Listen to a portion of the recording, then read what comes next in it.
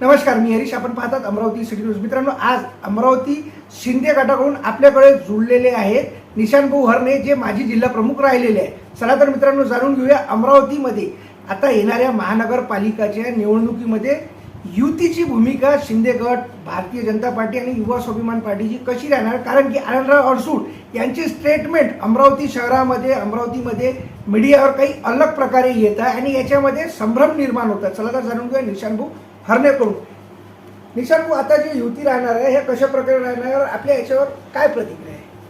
आता हरीशजी, ही जी युती आहे, युतीच्या संदर्भात वरिष्ठ जे आहेत आमचे, जसं शिवसेनेचे मुख्य नेते एकनाथरावजी शिंदे साहेब आहेत, श्रीकांतजी आहेत, श्रीकांतजी शिंदे साहेब आहेत, संजय मोरे साहेब आहेत, हे याच्यावरती निर्णय घेणार आहेत. त्याच्यानंतर BJPकडनं जे आपले मुख्यमंत्री आहेत सध्याचे, देवेंद्रजी फडणवीस, चंद्रकांतजी बावनकुळे साहेब, हे लोक जे आहेत हे याच्यावरती निर्णय घेणार आहेत. इथे स्थानिक लेवलवरती जे लोक सांगून राहिलेले आहेत, जे नेते सांगतात आहे सध्या किंवा आम्ही निर्णय घेणार, आम्ही ठरवणार आहे, असा कुठेही अट्टहास आहे नाही. स्वतःच्या मालकीचा पक्ष असल्यासारखं जर हे कोणी बोलत असेल तर हे दुजाभाव केला जातो आहे. माझी काल शिंदे साहेबांसोबत बैठक झालेली आहे. शिंदे साहेबांनी काल स्वतः मला प्रत्यक्षरित्या स्वतः सांगितलेलं आहे की असा कुठेही हे नाही आहे, हे युतीचा पूर्ण अधिकार जो आहे हा शिंदे साहेबांना आहे. कोणत्याही अट्टहासाच्या बळी हे जर पळत असेल, कोणी इथले स्थानिक लेवलचे जर नेते जर म्हणत असेल की बा आम्ही युती आमच्या वैयक्तिक स्वार्थासाठी तोडू, तर असं शक्य नाही आहे कुठे. की ज्या प्रकारे आपण म्हटलं की स्वतःचा पक्ष समजू नये, तर आनंदराव अडसूळ साहेब जे 2019 मध्ये पराभवी यांचा झाला होता नवनीत राणाकडून, आणि ते स्वतःचा पक्ष समजूनच येते युती तोडण्याचं हे करत आहे का, आपल्याला वाटत आहे का असं? नाही, काय आहे साहेब की म्हणजे ते शिवसेनेचे नेते आहे हे आम्हाला मान्य करावंच लागेल. पण शिवसेनेचे ते नेते असताना स्थानिक लेवलवरती जे शिवसेना वाढवली, जी शिवसेना जोपासली, आमच्यामुळे आज मी जेव्हा कार्यरत होतो, शिंदे साहेब जेव्हा बाहेर निघाले, तेव्हा आनंदराव अडसूळ असो किंवा कॅप्टन अभिजितजी अडसूळ साहेब असो, यांच्यासोबत सर्वात पहिला शिवसैनिक जाणारा मी. आणि आज असं असताना जेव्हा जे शिवसैनिक म्हणून आम्ही काम करत असताना आमच्यावरच जर अन्याय करायची जर यांची जर भूमिका असेल, तर मग आमच्यापासून सुरुवात आहे तर हे सगळ्या लहान पदाधिकाऱ्यांपर्यंतही असाच दुजाभाव असेल. त्यामध्ये असं आहे साहेब की ही जे इलेक्शन आहे हे नेत्यांचं नाही आहे. नेत्यांचं इलेक्शन जे होतं हे यांनी करून घेतलं. आता जे आहे हे कार्यकर्त्यांचं इलेक्शन आहे. आणि शिंदे साहेबांच्या म्हणण्याप्रमाणे कार्यकर्त्यांचं इलेक्शन आहे, ते कार्यकर्त्यांच्याच हिशोबाने झालं पाहिजे.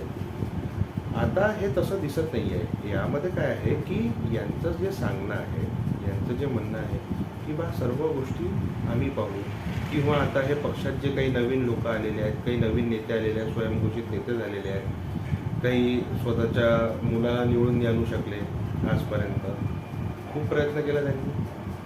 आणि मध्यंतरी काही एकदा होते स्वतःही उभे होते बहुतेक मनसेच्या तिकीटवर, तेव्हा काहीतरी 3200 मताच्या जवळपास त्यांना मतदान झालं. नगरसेवकाला जेव्हा मतदान असतं तेवढं त्यांना विधानसभेला झालं. पण यामध्ये काय आहे की अशा लोकांना सोबत जर घेऊन, जे निष्ठावंत तुमच्यासोबत काम करणारे लोक होते, यांना जर तुम्ही सोडाल तर हा आमचा अपमान नाही आहे. महाराष्ट्राचे जे मुख्यमंत्री राहून चुकलेले आहेत, आजचे उपमुख्यमंत्री आहेत आणि लाडक्या बहिणींचे भाऊ आहेत, त्यांच्या कार्यकर्त्यांवर तुम्ही अन्याय करून राहिले. त्या माणसाचं म्हणणंच हे आहे की कार्यकर्त्यांमुळे नेता आहे, नेत्यामुळे कार्यकर्ता आहे. हा दुजाभाव जो आहे हा शिंदे साहेबांपर्यंत याचा निरोप अमरावतीनं गेलेला आहे. याच्यावर योग्य ती कारवाई 3-4 दिवसात होईल.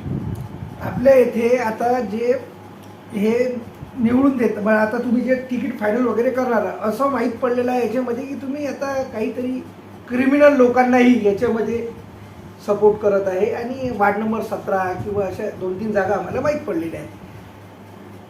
क्रिकेट बुकी यांनाही तुम्ही देत आहे, तर याच्यावर आपल्या काय प्रतिक्रिया आहे? कारण की आता देण्यात येत आहे, कुठं ना कुठं घोळमार होत आहे, पैसे वगैरे घेऊन वगैरे, अशा चर्चाला उदाहरण आलेलं आहे अमरावती शहरात. याच्यावर आपल्या प्रतिक्रिया काय? नाही, ज्याप्रमाणे तुम्ही म्हटलं साहेब की जसं वार्ड नंबर 17 किंवा क्रिमिनल वृत्तीचे लोक हे शिवसेनेसोबत जोडलेलेच नाही आहेत. सर्वप्रथम काय आहे की शिवसैनिक हा गुंडा आहे, पण गुंडा असावा कसा असावा, तर त्याच्या मागची व्याख्या ही दुसरी आहे. बाळासाहेबांनी सांगितलं आहे की जिथे अन्याय दिसून आला तिथे लाथ घाला. पण आता एक तुम्ही पर्टिक्युलर काहीतरी 17 क्रमांकाचा प्रभाग क्रमांक 17चा विषय 17. बोललेला आहे. तर मग त्याच्यामध्ये आता हा गुंड प्रवृत्तीचा जो कोणी असेल, तुमच्या सांगण्याप्रमाणे मी जे ऐकलेलं आहे किंवा काय केसेस झाल्या असं होतं. 47 दिवस काहीतरी तिथून शहरातून फरार होते आणि काहीतरी केलं होतं. तुमचेच एक स्थानिक नेते तिथे मारपीट वगैरे करण्यात आली होती व्यापाऱ्याला, आणि त्याच्यामध्ये 47 दिवस फरार होता समोरवाला. तर अशा व्यक्तींनाही तुम्ही तिकीट दिले जात आहे, तर हे असं काही समजत नाही. अमरावती शहरात म्हणजे तुम्ही नागरिकांना काय काय संदेश देणार आहे? शिवसेना ज्या प्रकारे बोलतात शिंदे साहेब, तर नागरिकांना काय संदेश जाणार आहे याच्यातून? हा माझा प्रश्न आहे आपल्याला. नाही, काय आहे की असं जर 17 प्रभाग क्रमांक 17मध्ये असं जर कोणी कॅन्डिडेट असेल तर आपले अजून कॅन्डिडेट फायनल व्हायचे आहेत. फायनल झाल्यानंतर ते होईल. आणि असे जर लोक कोणी असेल ह्या प्रभाग क्रमांक 17मध्ये की ज्यांच्यावर तुम्ही सांगितल्याप्रमाणे असे गुन्हे दाखल झालेले किंवा काही अशा केसेस आहेत, तर यांचाही आम्ही निरोप शिंदे साहेबांपर्यंत पोहोचू आणि त्यांना कळवू शिंदे साहेबांना की बा अशा लोकांना प्राधान्य देऊ नका. आणि संपर्क प्रमुख तुमचे आत्ता कोण आहे? कारण की संपर्क प्रमुखचं काही माहीतच नाही पडत आहे. तर संपर्क प्रमुख नेमका आहे तरी कोण? एवढा मोठा 2 नंबरचा पक्ष तुमचा महाराष्ट्रातील, आणि यांचं संपर्क प्रमुख कोण आहे हेच समजत नाही. आणि पहिली गोष्ट. दुसरी गोष्ट, आनंदराव अडसूळ साहेब स्वतःच म्हणजे कार्यकर्त्यांना विश्वासात घेतात का नाही घेत, किंवा येथील स्थानिक नागरिकांना विश्वासात घेतात का नाही घेत, हे आता मीडियामध्ये आणि जनतेमध्ये संभ्रम आहे. स्वतःच प्रत्येक जागी येऊन उत्तर देतात. तर हे काय शिवसेनेमध्ये अंतर्गत कलह चालू आहे का अमरावतीमध्ये शिंदे गटात? नाही, शिवसेना पक्षामध्ये अंतर्गत कलह नाही चालू आहे. अंतर्गत कलहाचा विषय नाही आहे. याच्यामध्ये कसं झालेलं आहे की काही स्थानिक लेवलचे जे नेते आहेत, ज्यांनी पक्ष स्थापन केला, म्हणजे ज्यांनी पक्षाची सुरुवात केली, आतापर्यंत भरभराटीस आणला, आज जेव्हा पक्ष हिरवागार दिसून आलेला आहे तेव्हा बाहेरचे लोक जे पक्षात आलेले आहेत यांना जे प्राधान्य देणं चालू आहे, जे प्रॉपर जे शिवसैनिक होते यांना डावलून जे बाहेरून पक्षात आलेले आहे, ज्यांचे प्रवेश आम्हीच घेतलेले आहेत, असं नाही की दुसऱ्या कोणी घेतलेले, ज्यांचे प्रवेशच आम्ही घेतलेले आहेत, अशा लोकांना प्राधान्य देऊन राहिलेले आहे. आता ते काय आहे, कोणाच्या स्वार्थासाठी आहे, कोणाच्या संमतीने आहे, काय आहे माहिती नाही. पण याचा लेखाजोखा जो आहे, जे आमच्या पक्षाचे मुख्य नेते शिंदेसाहेब यांना ह्या सर्व गोष्टीची नोंद झालेली आहे. त्याप्रमाणे संपर्क प्रमुखाचा जो तुम्ही मुद्दा मांडला, तर आमचे शिवसेनेचे संपर्क प्रमुख, ज्यांच्याकडे हा पूर्ण इलेक्शनचा जो अधिभार आहे हा संपर्क प्रमुखाकडे असतो. संपर्क प्रमुखच ठरवतो की कोणाला नेमकं तिकीट द्यायला पाहिजे, कोणाला उभं राहायला पाहिजे. पूर्ण अधिकार हा संपर्क प्रमुखाकडे असतो. आणि अमरावतीचे सध्याचे जे विद्यमान संपर्क प्रमुख होते आतापर्यंत, ते होते आमदार नरेंद्र भोंडेकर. पण नरेंद्र भोंडेकरांनी हा इथला पदभार स्वीकारला नाही काही कारणास्तव. त्याच्यामुळे माझी शिंदे साहेबांसोबत काल या विषयावरती चर्चा झाली. येत्या 2 ते 3 दिवसात नवीन संपर्क प्रमुख अमरावतीसाठी नियुक्त होणार आहे या महानगरपालिकेसाठी. तर आता म्हणजे अमरावतीमध्ये जे आनंदराव अडसूळ साहेब बोलत आहे मीडियाच्या समोर, ते त्यांचं आम्ही उचित ठराव म्हणजे समजावं की नाही, हे आता याच्यावर काय तुमचं? कारण की ते खरं बोलत आहे का खोटं बोलत आहे का संभ्रम निर्माण करत आहे. अमरावती शहरात शिवसैनिकामध्ये एक संभ्रम झालेला आहे. तर हे काय समजावं आता?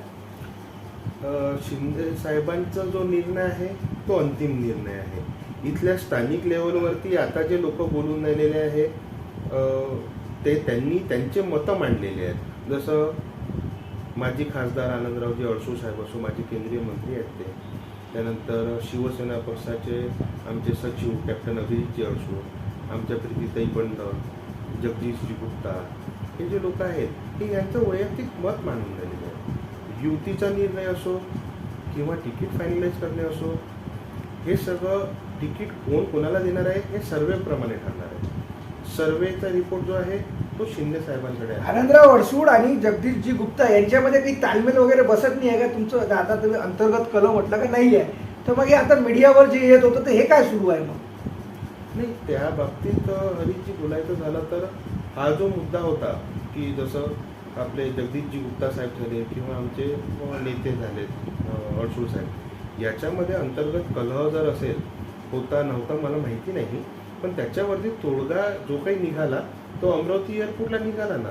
मग ते त्या सगळ्या पेपरला तुमच्या माध्यमातूनच मला हे माहिती पडलं सगळ्या पेपरला त्या बातम्या आल्यात की ते अंतर्गत कलह काय होता तो निष्ठरलेला आहे म्हणून बस. ज्या प्रकारे आपण आता आनंदराव अडसूळ साहेब इथे बोलत आहे का आम्हाला इतके सीटा पाहिजे, अमरावतीमध्ये बीजेपीचा गड राहिलेला आहे आणि आमदार रवी राणा, नवनीत राणा हे ते आमदारी आहे, मागे खासदारी राहिलेले आहे. आता अमरावतीमध्ये जेवढे आमदार वगैरे निवडून आलेले आहे जनतेलाही माहीत आहे, सगळ्यांना माहीत आहे, नवनीत राणा आणि रवी राणा याच्यामध्ये यांनी खूप सहकार्य केलेलं आहे. परंतु आता ज्या प्रकारे शिंदे गट बोलत आहे, इथे आनंदराव अडसूळ साहेब बोलत आहे की आम्ही युती करणार नाही, तर मग यावर आपली काय प्रतिक्रिया आहे? आमदार रवी राणासोबत आम्ही युती करणार नाही असं त्यांचा थेट संदेश आहे, याच्यावर आपलं काय म्हणणं आहे? याच्यामध्ये असं आहे साहेब की बघा, पक्षाची जी युती आहे ही आमदार रवी राणा हे माझे विरोधक असो, वैयक्तिक माझे काय संबंध आहे त्यांच्याशी काय नाही आहे हा भाग दुसरा झाला. पण हे होत असताना आज पक्ष मजबूत करणे हे सर्वात महत्त्वाची जी गरज आहे, हे पक्ष आपल्याला मोठा करणार शिवसेना हे आता सध्या अत्यंत महत्त्वाचं आहे.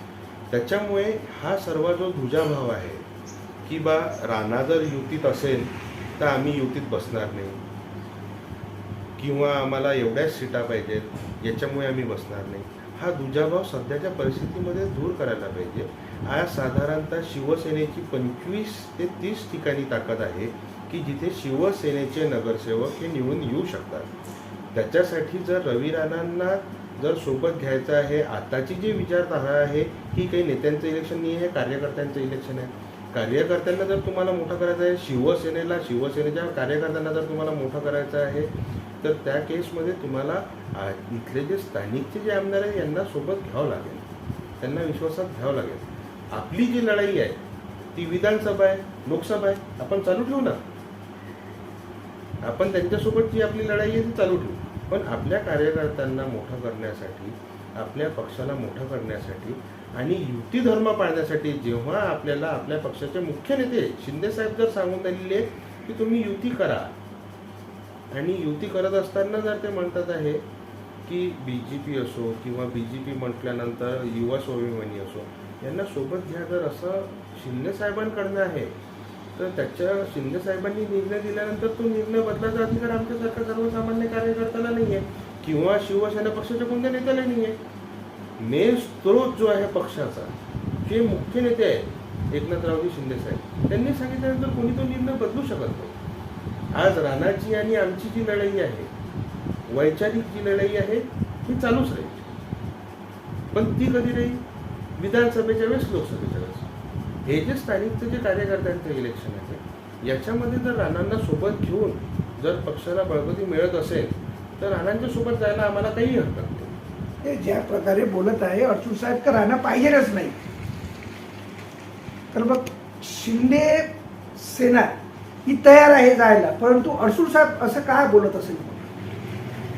नाही, अडसूळ साहेब का बरं बोलत आहे हे मला नाही माहिती, पण जर युतीचं फायनलाइज जर होते आहे तर आता काय होतं की जसं मागचं जे इलेक्शन गेलं, मागच्या इलेक्शनच्या वेळेस विरोधात जेव्हा गेले, जेव्हा तुमचं वैयक्तिक इलेक्शन जेव्हा होतं तेव्हा खासदारकीचं इलेक्शन असताना तुम्ही शेवटच्या क्षणी ते करून घेतलं होतं ना, तालमेळ जुळवला होता ना. जेव्हा तुम्ही तुमच्या इलेक्शनसाठी तालमेळ जुळवू शकता तर मग कार्यकर्त्यांच्या इलेक्शनसाठी काय नाही. तर मित्रांनो, तुम्ही बघू शकता की कशा प्रकारे निशांतजी हरणे यांचं तर म्हणणं आहे का अमरावतीमध्ये अंतर्गत कर सुरू नाही आहे, परंतु कुठं ना कुठं आनंदराव अडसूळ यांनी संभ्रम निर्माण केलेला आहे की युती होणार की नाही होणार. आता हे वाटत आहे अमरावती शहरात की मुख्य नेता कोण, एकनाथजी शिंदे की आनंदरावजी अडसूळ. चला तर मित्रांनो, पुन्हा भेटूया नवीन बातमीसोबत. तोपर्यंत पाहत राहा अमरावती सिटी न्यूज.